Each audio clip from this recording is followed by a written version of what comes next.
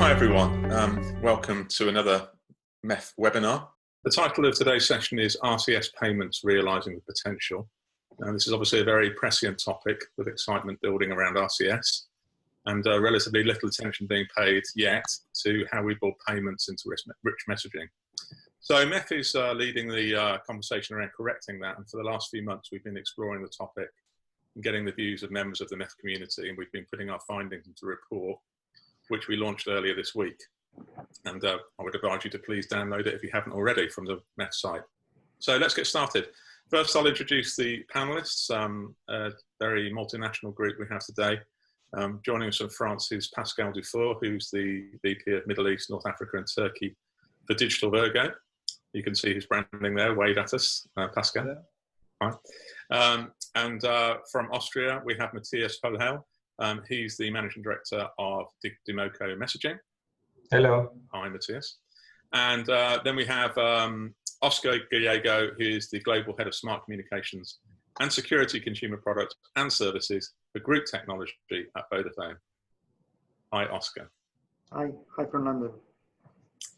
Spanish, but in London. So thanks everyone for joining us. So we all know that RCS is kind of, it's still embryonic, but it's getting there.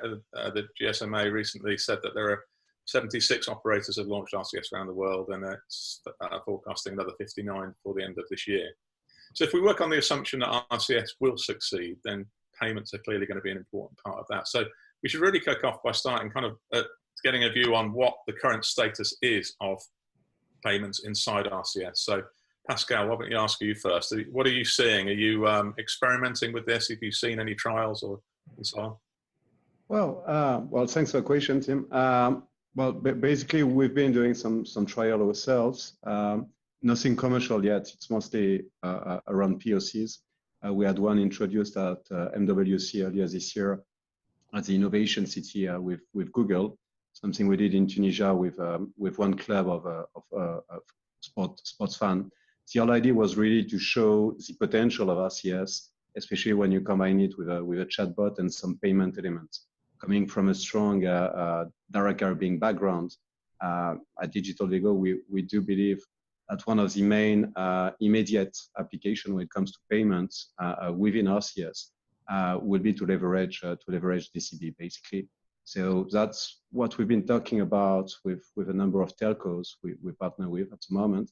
We see some appetite and some traction, provided that, of course, well, the whole universal profile and alignment allows to do that commercially and on a broader scale. Okay, well, we're going to come back to the universal profile and much more later on. But Mathias, what about you guys? Have you been looking closely at payments inside RCS? Yeah, I mean, we also have showcased a demo. It's also not commercially live, and it's just a showcase we did in the lottery sector, where we tried to combine the functionalities of RCS plus different payment methods. With DIMOCO, we not only are an aggregator when it comes to DCB, we also offer many different payment options like credit card and alternative payment options. And definitely, it's when we talk about this big term conversational converse, we think that you can't live without a payment. You cannot, from a customer perspective, you want this journey end with a payment. So we are experimenting with it. We also have some proof of concept with some carriers where we will try to combine this. But yeah, as you correctly said, we are a very early stage, yeah, so nothing official yet, but especially in our case, we see, this is why I also stated last time in that when it comes to the beauty of Mobile Connect, for example, which maybe we can talk about later, yeah. Where you have the whole package combined, and yeah, this is where we are at the moment. Okay, well, there's obviously lots of areas of payments is not just payments. It's carrier billing, it's card payments, it's Apple Pay and Google Pay and so on. but let's stick with carrier billing for the moment, because I know, Oscar, you guys have already launched a limited trial on RCS payments with DCB in Spain. Maybe you can tell us a bit about that. Sure. Yeah, it happened around NWC time, and we collaborated with one of our partners, Telecoming. There is a Spanish, well, let's say it's an international brand, but we particularly focus on the Spanish market. It's called Virgo, and it's a ticket site where you can get for concerts, sports, etc. And what we did is collaborate to create a chatbot where you can interact and buy tickets. The idea was that you get an event alert, okay, and then that there is a concert or that there is a sports event, and then you are offered the possibility to buy it. As you pointed out, it was based on charge to bill.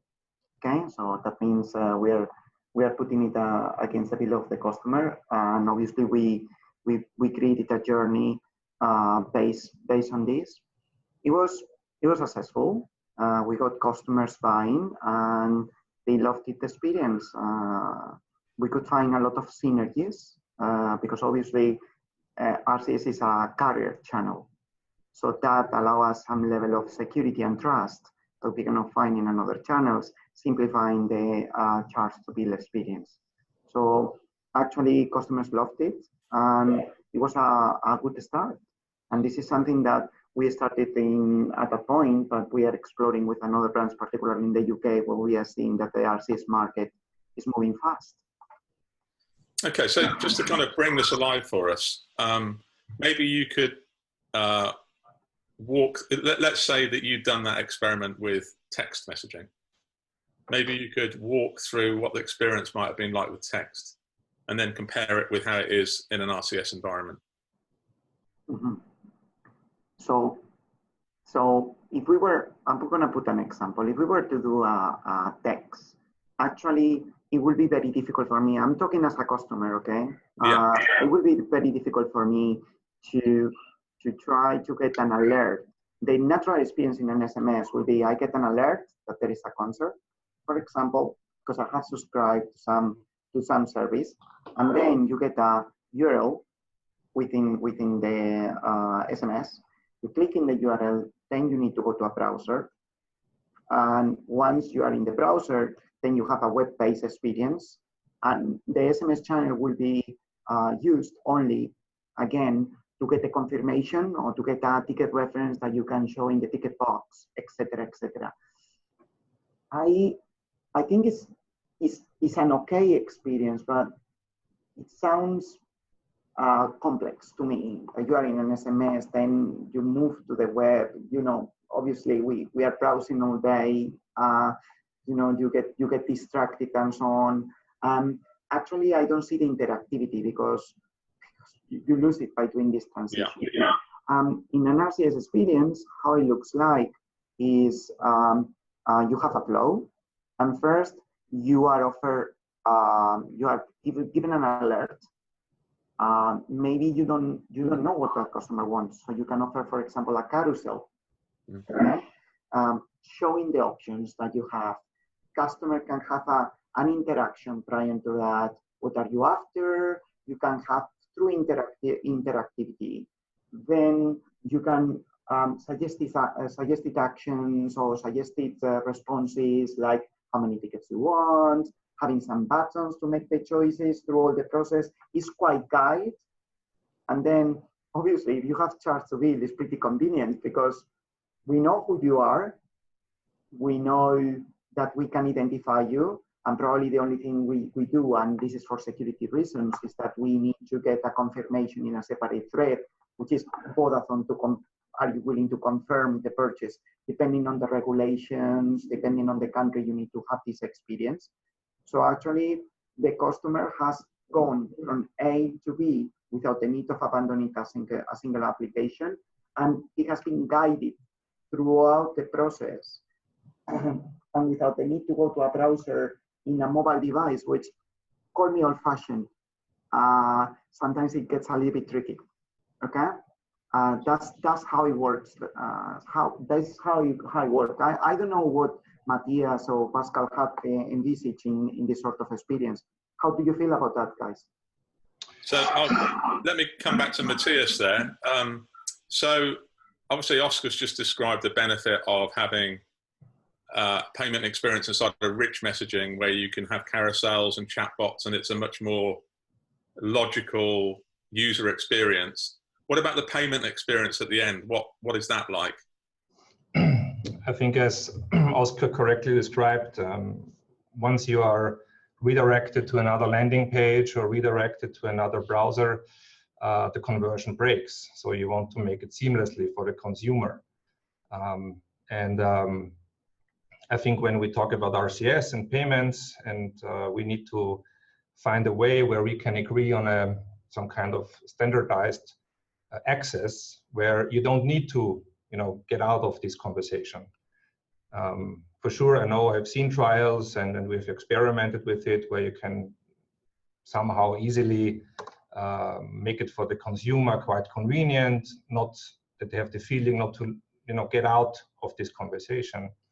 But assume you have different payment options. So one that we are looking at is carrier billing. With carrier billing, and you have a possibility for one-click payment. That's very convenient. You don't need to identify because, as Oscar also described, the operator in the back authorizes the purchase, and it's done. You get a confirmation. They can do this confirmation directly within the RCS chat. If you integrate different payment methods, well, it can be tricky because, for example, if you look at credit cards, you need to be PCI compliant. There are certain rules and regulations. But in the ideal world, for sure, you don't leave the whole conversation. When it comes to other different payment methods, if you have the different rules and regulations and you have the certification, especially as an aggregator where you are in the middle and you need to comply with rules, definitely.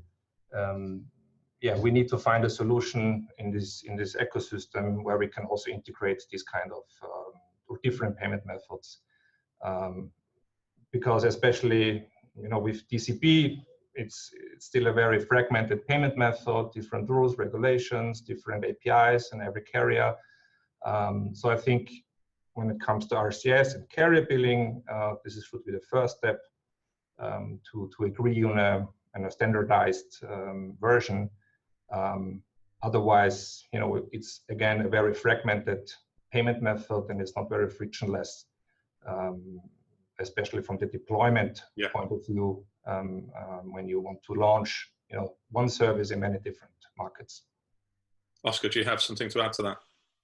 Well, I concur with what Oscar and Mathias were saying. In terms of user experience, obviously, the beauty of RCS is that it's providing a much more immersive experience and a much more, say, logical flow for the user.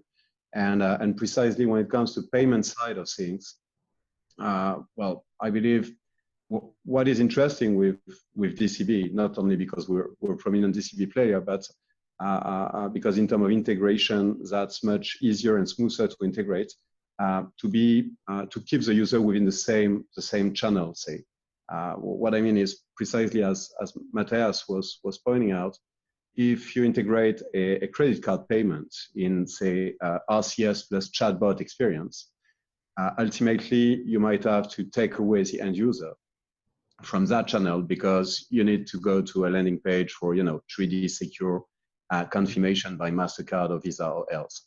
Yeah. On the contrary, in terms of DCB integration, you can keep the customer within the channel, but then comes the question of which kind of flow and experience we want to provide and which kind of security we want to provide. Is it acceptable to have a 2-click flow at this stage of the conversation? Do we need an OTP that will pop out and that you can enter still within this immersive chatbot conversation of yours? That's I believe where the challenges or the agreement needs to be implemented. But having said that, and while going back to comparison with SMS, as you were suggesting at the beginning, SMS wasn't different at the beginning. I mean, of course, payment over SMS, good old MOMT billing, was implemented in different way with different operators depending on the set of regulation available here or there. So I reckon we might end up at the beginning with RCS having the same kind of situation where before having some kind of universal standards, I'm not talking about the technical side, but about the payment, you might have, well, a certain model implemented, say, in France and in the UK, and maybe something slightly different elsewhere, and so on and so forth. Oscar, do you have something to add? Yes. Actually, we have stats. I'm lucky because I see it also on another service here in Vodafone, SecureNet, which is designed for customers to be protected against threats. And we have clear stats that more than 50% of customers are afraid of clicking URLs that come in an SMS because they think they are phishing attacks. That actually you are going to go and you are going to go to a malware website because normally they are very short term and you don't know what you are doing, whether you are going to the right website or not. So actually by having the conversation and RCS providing the verification of the brand and the assets of the brand, you are talking with the brand and that you are not jumping to an unknown domain. So this is factual, I think is quite important, and we avoid that with the RCS experience. So does that mean then that Vodafone is going to, the whole sort of verified sender side of RCS, presumably you're extending that into the payments realm. How are you going to approve and tell consumers that this is an approved vendor? The first is like for the assets, two parts. Okay, we will lever on RCS to start with on the existing verification assets that RCS come with, so you are talking to the brand. The second is the customer is in control of the flow, and ultimately, if we are using payment, for example, like charge to bill, we will try. We are in between user convenient and actually what is right and makes the customer confident. And actually for us, the decision has been that we need to come on a different thread, on a different Vodafone thread to say, hey, this is Vodafone, no longer the brand, and someone is telling me to charge. Would you like to do it? And I know that probably is not the most convenient thing to do, but we need to build this customer rapport to understand that this is totally safe. Maybe we get to one point, because technically it's feasible, maybe we get to one point that this is not needed. So as I said, it's a combination of using well-known methods, like for example, having a dedicated bot from Vodafone to confirm this. It could be Vodafone, it could be any entity which is taking the payment, as well as having the verification mark that we have at the minute in RCS, which is giving you the confidence that the person requesting the payment is exactly the same one that is actually appearing in the confirmation. That's how we have solved the problem. Okay. So Mathias, if I can come back to you, you were talking about having some kind of standards and universality in the user experience and so on.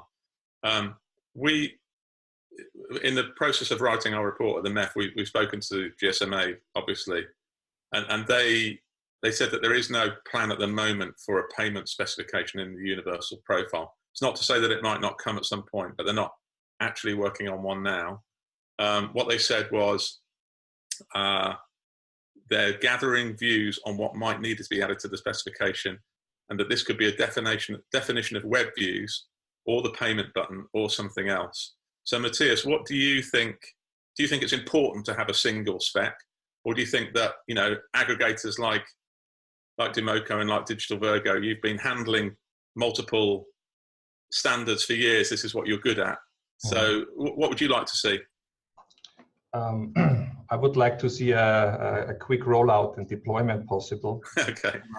No, I think Pascal explained it quite well, because then we are back in the time when it comes to DMO billing, and you have to go from every carrier to carrier. and integrate every different API. For sure, it's our job as an aggregator to simplify it for our merchant that they only have one API and they reach all of them. But if we are now, as I said before, for me, the whole topic when it comes to RCS, it's more than just a messaging channel. We need to see RCS as a complete picture. And if we talk about, if you look at it from a brand experience or from a brand perspective, I mean, I want to reach my customer on the preferred channel they are. And it can be many different OTTs, but if you look at SMS and RCS, I also want at the end of this whole journey, a payment and a product to be sold. Yeah. And if you look at carrier billing, we should definitely agree on a universal profile, on a universal API, that the rollout, the deployment is quicker than with all the fragmented APIs that are out there in the market. So if you want to talk about this conversational commerce, you cannot do it with a payment, and you need to have a standardization. Otherwise, I guess it is always the rollout itself and the deployment phases are way too long, and merchants who are willing to invest in different or alternative payment options, because the beauty in DCB is that everyone has a payment option in his own hand, which is the phone. No matter it's postpaid or prepaid, you can purchase any content, or at least any digital content. And now with the richness of RCS and the beauty of all of the different carousels where you can, let's take the ticketing example or the parking example, and you can make a direct purchase of it and you pay with your mobile phone directly. I, as a brand or as a enterprise, I want to deploy this in every possible market. And if we have to go from carrier to carrier, well, this definitely slows down the process. Pascal, what are your views? Do you think we need to hurry up towards a universal standard, or will a company like Digital Virgo benefit from fragmentation? Not on purpose, though, but yeah, I believe company like us will be benefiting from the fragmentation. I mean, you said it yourself. GSMA is talking about probably having around 120 carriers in total on board by year end or early Q1 next year. That's still only a fraction of the total number of opcos around the world. So if we to wait for an actual universal standard deployed across the board, it might take some time. I believe we should be quite pragmatic, and if one given market, of course, unification in one market is important. You would like to have the different carriers on board in any given market or country. We should go for it, and even if these carriers might have, as Mathias was saying, different API, well, it is our job as an aggregator and as a mobile payment expert to make it possible for merchants on the one hand and end user on the other hand. In my view, well, we need to help in making that happen, and I also believe that when it comes to the different forms of payments, of course, DCB is only one of the payment means. But as Mathias was mentioning, and I concur with that, that's probably the easiest one to implement because everybody has a phone, and whether prepaid or postpaid user, billing can happen there. And if we combine it with either carousel or an immersive experience like a chatbot, I believe we may have a winner. I mean, at the end of the day, I believe it's a matter of creating a domino effect. If one or two markets are able to deploy on a large scale, proper RCS cases, then it will make things easier to get the others to adopt it. So I believe we should move forward as as fast as we can in any given market which is willing to do so. Let me just add on that. I take this webinar as an opportunity to also spread out that a universal kind of standardized API is definitely key. But I know I'm realistic that when it comes to the rollout or the possibility to integrate RCS in combination with DCP, probably it will be a case-by-case case. But yeah, I'm just at least we can dream about it. What are the main what needs to be solved? Is it the commercials? Is it a technical integration? Is it regulatory issues? Where are the big hurdles to having a standard? Well, I think, well, if I may take that, I think it's a mix of all of that. I mean, of course, looking more specifically after Middle East and North Africa, in my case, regulatory might be an issue in some markets.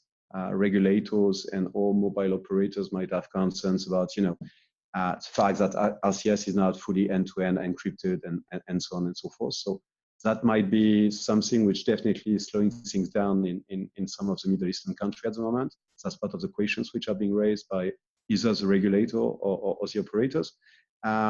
Technical, of course, as we've been talking significantly since the beginning of that webinar, is another challenge. Business model as well, of course, because if an operator is looking at RCS as, say, traditional value-added services kind of business model, it's not going to fly. They should look at it more as a payment option for digital goods and services, and of course, well, the split of revenue that will occur between the merchants, the carrier, and well, aggregators like us need to be sort of benchmarking more credit card players than traditional digital content business. So commercials might be a challenge in some instances as well. Oscar, I think it was Mathias referred to Mobile Connect earlier. It's another operator initiative to bring a sort of universal identity and to speed up the process of address form filling and so on. Have you looked into how Mobile Connect might integrate with what you're doing on RCS? Yeah, absolutely. I mean, we've looked into it, and I think that there are two ways that we can offer this. I mean, in general, let's abstract ourselves from the payment method. I do think at the end of the day, I heard Pascal before, the aggregators, or let's say the specialist aggregators that are looking into introducing payments, will need to have an integration with payment entities. Call it traditional. I know that credit card providers, I'm going to say one, like for example, MasterCard has been investing in this technology and offering this API technology available to parties to make the payment. We are following a similar approach. Okay, so it will be just to offer Mobile Connect as a set of APIs that we are able to integrate with partners. Okay, I think this is how we see it forward. Now, the question that I got about Mobile Connect generally, and I say it quite openly, is what is the level of amount that a customer is willing to add to the bill? Okay, if we are talking about products and services that are within a percentage, and I would say under 15% of the bill is a consideration. Going beyond that, we enter into some considerations, not only from the impact in the bill, limits that you may have, etc., but it's also for the convenience, because the customer wants to be in control of the payment and is used to check credit cards and so on. So actually, as operators, we are not only leveraging the option of a mobile payment, which make a difference for, as I say, that region of payments, but we are also striking partnerships with these both the aggregator ecosystem and as well directly with these traditional payment companies such as I mentioned, MasterCard is one example. There are many others that we are lining up. Mathias, if I can come back to you, you've had an audience question. The viewer raised the topic of PSD2. Obviously, PSD2 is forcing banks to open up their APIs. So I would imagine it's possible for an aggregator like DIMOCO to use these APIs in a RCS payment flow. Is that something you've looked at? So DIMOCO is since more than 2 years also a licensed payment institute. We are in a PSP as well, meaning that we can offer, and also have been granted recently as an acquirer for the MasterCard. So this means we are, when it comes to PSD2, the regulations, the certification, especially for PCI certification. So we have at least the setup and the backup to do so. If I may add on the mobile connect topic, because I think this is something where there is a chance to get more users and more digital merchants using this, especially carrier billing as a payment method. So there are many services where you need verification of who you are, right? We know KYC processes, especially when it comes to also credit card payments. And with Mobile Connect, there are different layers, and ultimately there are trials, and we also are exploring workflows where we get some certain amount of data from the MNOs. The MNO is a very trustful party. They have a lot of data from you.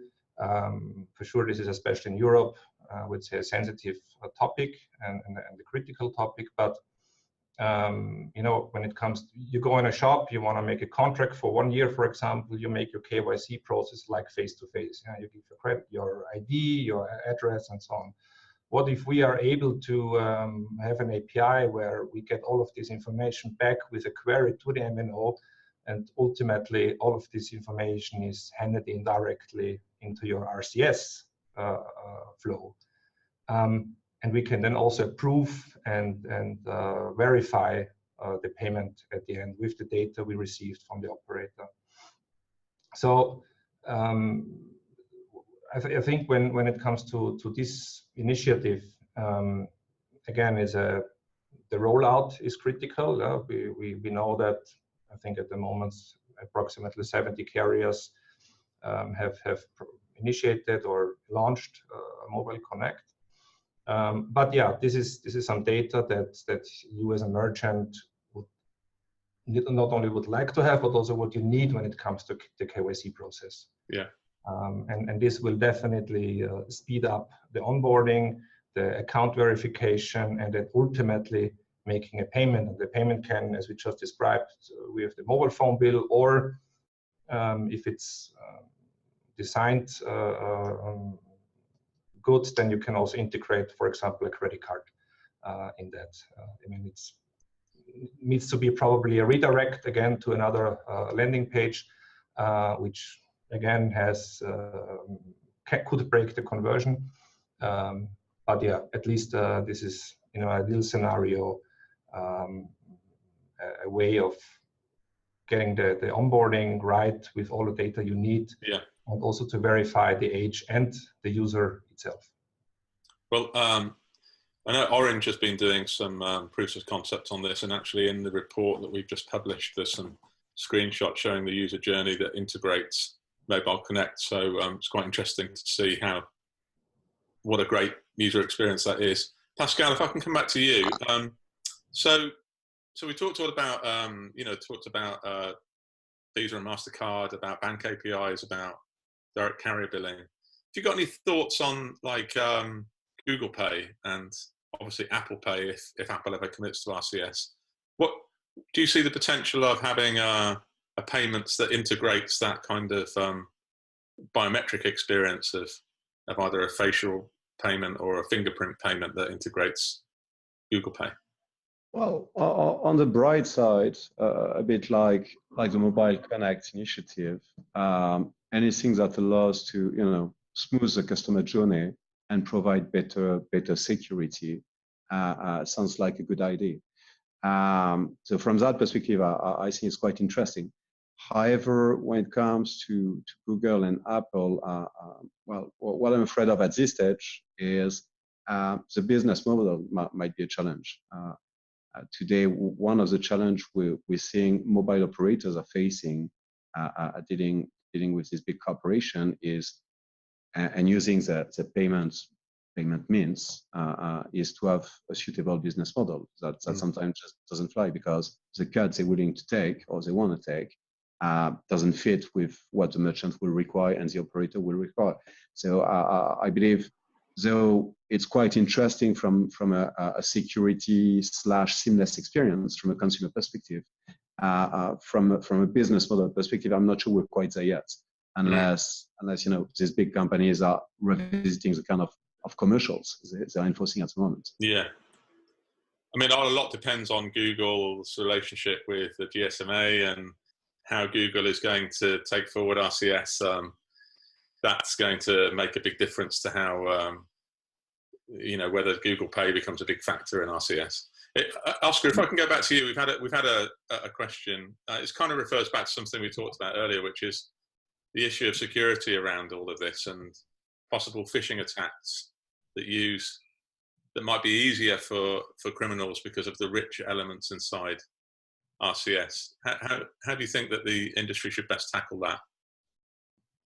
So, I think there is a target solution to be 2.2. At the end of the day, we are going to have an ecosystem, and actually we are working on it, where we are going to have truly verified identities and signed messages. It's virtually impossible to then introduce or let's say assert a conversation that you are having with a brand, verified with a brand, with content which doesn't belong to that conversation. Now, because we are not yet there, the approach that we have all in Vodafone is we are not after quantity, we are after the quality of the channel. And to do that, what we have put is a very strong process where we co-create the campaigns and cooperate closely with the aggregators and the brands to make sure that we verify the flows. It also helps a lot that, particularly in the case of Vodafone, is our own platform. We don't have any third-party dependency. So actually, when they connect to us, it's a relationship between the brand, the aggregator, and Vodafone directly. And actually, that helps us to secure that there is not a third-party element that is introducing these potential attacks. Moreover, yes, RCS is not end-to-end encrypted. I heard it. Mobile operators are regulated. I stop right there. So there are limitations in what they can be done, it cannot be done. I think it's an issue that we are going to tackle, all the operators, in collaboration with the regulators. But at this moment, we are where we are. What I can guarantee is like the conversation is encrypted. Every single hop in the conversation is encrypted. It's going to a secure channel. That cannot be suffering like a denial of service or man-in-the-middle attacks.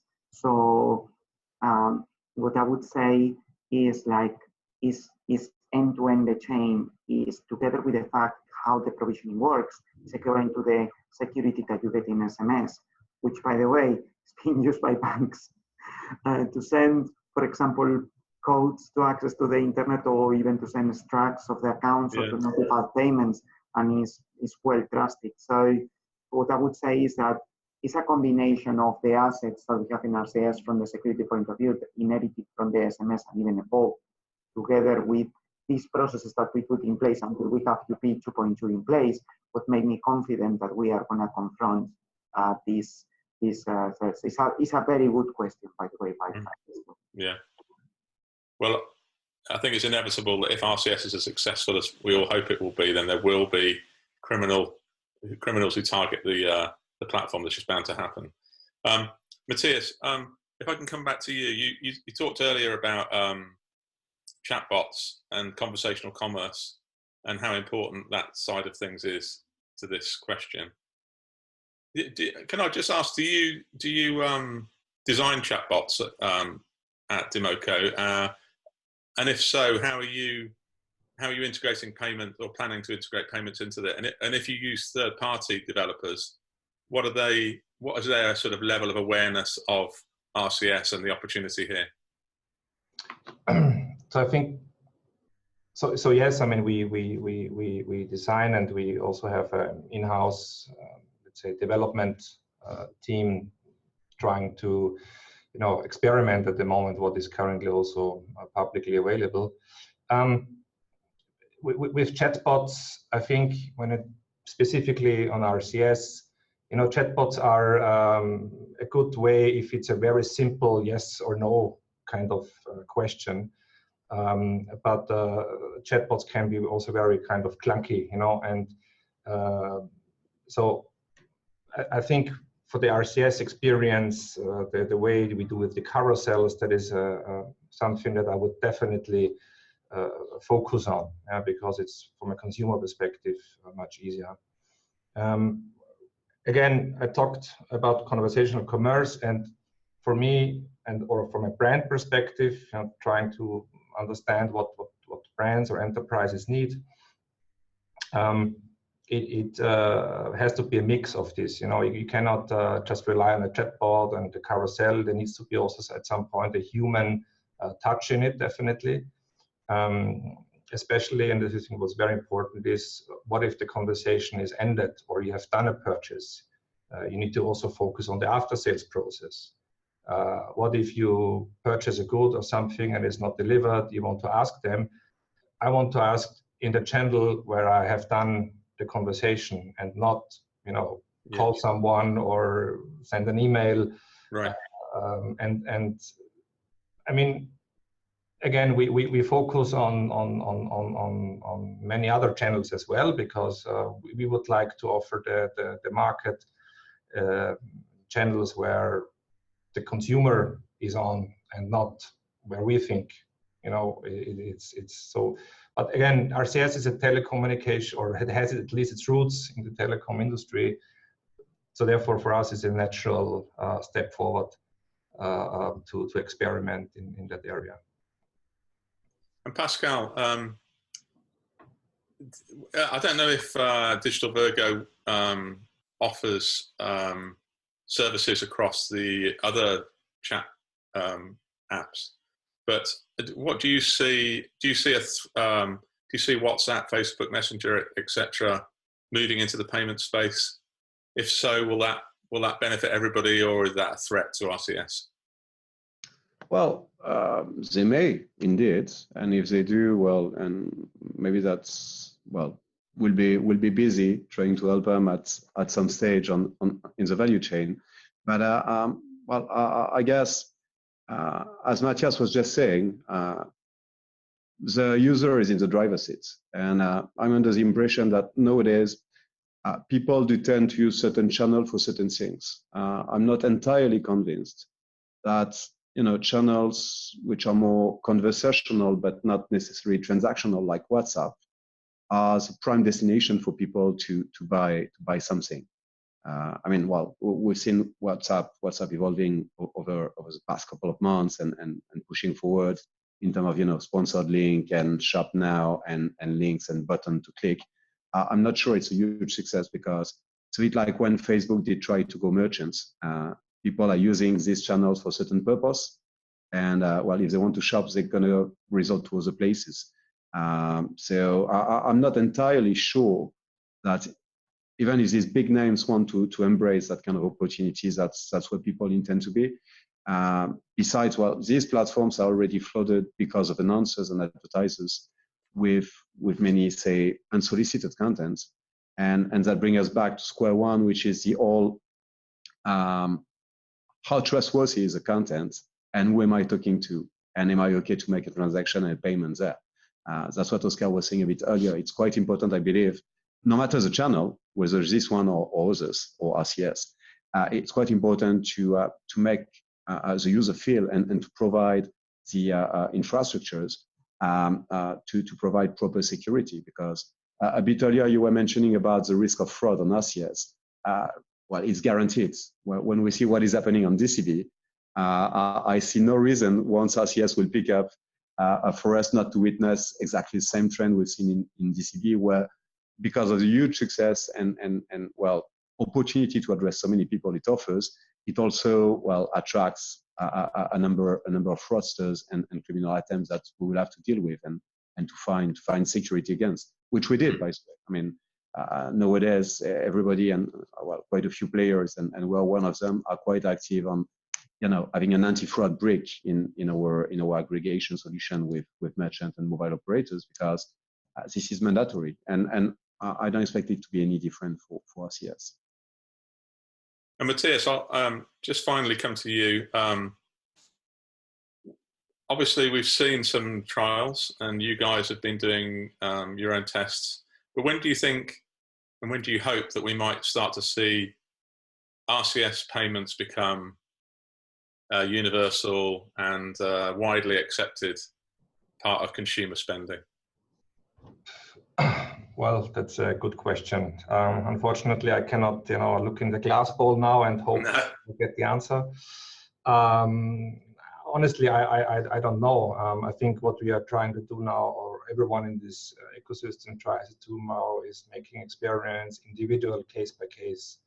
You know, trying to partner with MNOs, or other aggregators as well, but mainly MNOs to agree on a certain flow that can be, you know, accessible for a certain amount of users. I mean, we have seen that now with the announcement that, you know, Google has done, you know, rolling out RCS to every, I think in France and UK. Now I think carriers, especially what we are mainly focusing on the carrier billing side, yeah, we need to hurry up on that. Otherwise, you know, we come never out of the trial phase. Again, RCS as a standalone channel definitely has its